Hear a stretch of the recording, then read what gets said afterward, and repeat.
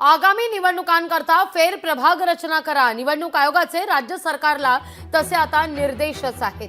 स्थानिक स्वराज्य संस्थांच्या निवडणुकांच्या पार्श्वभूमीवर हे निर्देश जारी करण्यात आलेले आहेत। स्थानिक स्वराज्य संस्थांच्या निवडणुका घेण्याकरता फेर प्रभाग रचना करण्याचे निर्देश निवडणूक आयोगाने राज्य सरकारला आता दिलेले आहेत। पुढील 4 महिन्यात निवडणुका घेण्याचे आदेश सर्वोच्च न्यायालयाने दिलेले आहेत आणि त्यानुसार निवडणुका घेण्याकरता फेर प्रभाग रचना करण्याचे निर्देश निवडणूक आयोगाने राज्य सरकारला दिलेले आहेत।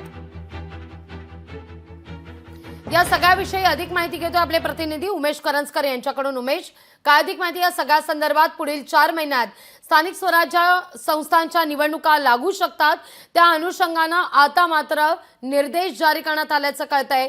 आगामी निवडणुका पाहता लागू नक्कीच सर्वोच्च न्यायालयाने गेल्या आठवड्यातच स्थानिक स्वराज्य संस्था महानगरपालिकेच्या ज्या काही निवडणुका गेल्या 4-4.5 वर्षापासून अडकलेल्या आहेत त्या झालेल्या नाहीत, त्या निवडणुका 4 महिन्याच्या आतमध्ये घ्यायला निर्देश दिलेला आहे। त्यानंतर निवडणूक आयोग देखील हरकतमध्ये आलेला आहे आणि त्यांनी लगेचच निर्देश जे आहेत ते राज्य सरकारला दिले। प्रभाग रचनाबाबतची ज्या काही पूर्तता आहेत त्या लवकरात लवकर करून घ्याव्यात अशा प्रकारच्या सूचना ज्या आहेत त्या निवडणूक आयोगाने दिल्या। त्याच्यामुळे ज्या निवडणुका स्थानिक स्वराज्य संस्थेच्या आणि महानगरपालिकेच्या कुठेतरी थांबल्या होत्या त्या आता लवकरात लवकर होतील अशी आशा जी आहे ती चारही म्हणजे महाराष्ट्रातल्या जे मुख्य पक्ष आहेत त्यांना लागलेल्या आहेत। त्यामुळे याबाबतची लगबग जी आहे सुरू झालेली आहे असं म्हणता येईल।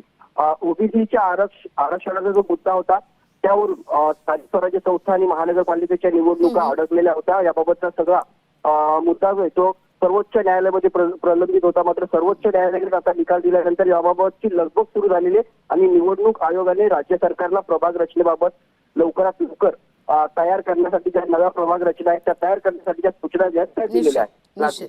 निश्चित उमेश, तुर्तास धन्यवाद तुम्ही दिलेल्या एकूणच सविस्तर माहिती करता। लोकशाही मराठी ऐका, पहा, जागरूक रहा।